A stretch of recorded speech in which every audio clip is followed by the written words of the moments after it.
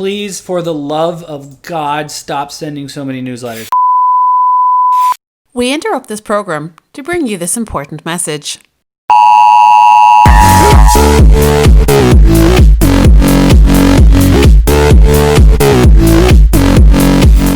Welcome to Marketing Interruption, a daily podcast powered by BlueTuskr that interrupts your day with marketing news, tips and strategies from an entrepreneur who lives and breathes marketing. Now, let the interruption begin with your host, Andrew Maff. Hello and welcome to episode number 72 of the Marketing Interruption podcast. I'm your host, Andrew Maffton. Today, I'm going to talk to you about how many newsletters is too many. Please, for the love of God, stop sending so many newsletters. So one of the reasons I want to do this one, and I talked about this like when we first started this podcast, and I did finally end up unsubscribing from them. I don't know if you've listened to the podcast since the beginning, you'll know what I'm talking about, but I'm a big fan of cigars. There was a cigar company that I liked that I was able to ship stuff here because at the time we were in the pandemic, I couldn't go anywhere, so I'm trying to figure out how I'm hanging out at home, how do I get one? So I found one online. And this is not an exaggeration when I tell you that I had, on average, 2.5 emails from them every day. And that is not, they didn't send me half an email. It's like sometimes I got 2, sometimes I got 4, and it turned out to 2.5. I sat down and did the math because I thought this was hilarious. 2.5 emails a day is fucking ridiculous for newsletters. That is insane. Don't ever do that. Now, 1 newsletter a week, still pretty bad. I wouldn't do that. So, you know, I think a few weeks ago, I know we did this one where we talked about like ideas for newsletters.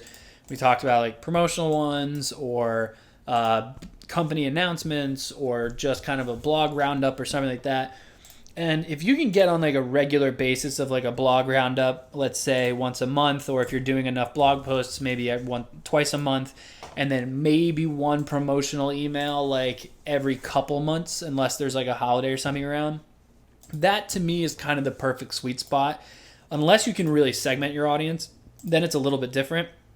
So like for example, we've worked with apparel companies where they'll send newsletters to certain aspects of their customer base a little bit more often than they will some others, just because of the metrics we're seeing. Or we've segmented out in the winter doing bathing suits for the South and not so much up north, so we'll segment them out. So maybe we'll do another one that month to the north and kind of change it. But usually if you're doing just like a blast out to everyone, once or twice a month is more than enough. And the reason I wanted to bring this up is because obviously we're in Q4 now, and people are notorious for getting really obnoxious, especially around Black Friday, Cyber Monday.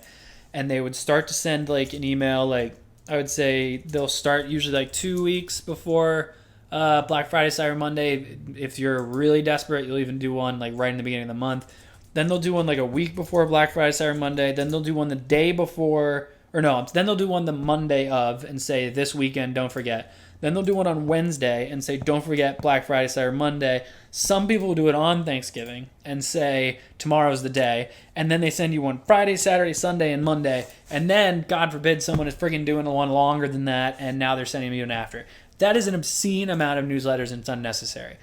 What you have to think about is your brand is fragile. You don't want to oversend so many newsletters to the point where you're annoying people. Think about if like Mormons were coming to your door every day to try to convert you. That would drive me insane. I will tolerate it for like once a year is fine. But if they're at my door every day trying to convert me, I'm going to snap eventually. Just like I don't want you emailing me every day to purchase something. If I want to make a purchase, I will. You also have to think that you're going to belittle your brand. So essentially what I mean by that is if I'm a consumer and I know that I want to buy this product and I maybe buy it on a regular basis, if you constantly are sending promotional emails, I'm never going to pay full price because I know that you have a deal all the time. Or I know that your actual prices after a while are BS. So I'm going to give you an example. I'm even going to drop a name because I don't care if they find me. Fans Edge or Fanatics or NFL.com or any of those guys. I'm a big Steelers fan. I'm always trying to buy like new stuff for whenever the hell we win, and I go, screw it, I'm buying a hat. And they always have, like, on a weekly basis, like 60% off, or spend $50 and get free shipping plus $20 back. And it's almost every week. And then I get an email from one of those guys, whether it's NFL.com or Fanatics or FanEdge or God knows what the other ones are. Got to be at least 2 or 3 times a day. And it's obscene and it's obnoxious to the point where I've started to unsubscribe from him. And what it's really starting to tell me is I'm never going to pay full price because you always have sales. So I'll just sit around and I'll wait. I don't need it right now. And then I also now know that your numbers are bullshit. Your prices are a complete fucking lie. So if they're not telling me the accurate price number from the beginning, now I don't have that much trust in it. Unfortunately, they've developed this friggin' monopoly, so I'm kind of stuck with them. But in other companies, it's something you kind of have to keep in mind. So sending out too many newsletters can really start to belittle your brand, especially if you do it on a consistent basis. On the blog roundups, I like consistency, but on a promotional side, having a sale every month on the last week of the month is great. But then that means that your third week of the month, people are probably not going to purchase with you as much because they know that the following week you're going to have a sale. So you have to keep that kind of stuff in mind. You can probably send out more if you segment your audience a little bit and change your message around. But I would definitely say slow down the amount of newsletters. If you have any questions on how many newsletters, or ideally promotional newsletters or blog roundups or something like that you should be sending on a regular basis, shoot me an email, marketinginterruption@BlueTuskr.com. Tell me what you're selling.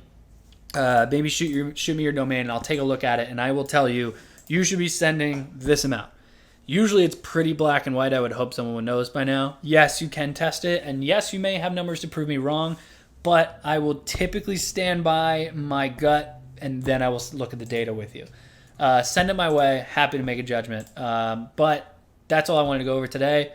Rate, review, subscribe, all that fun stuff, and I will talk to you all tomorrow. Thank you for joining us for today's Marketing Interruption.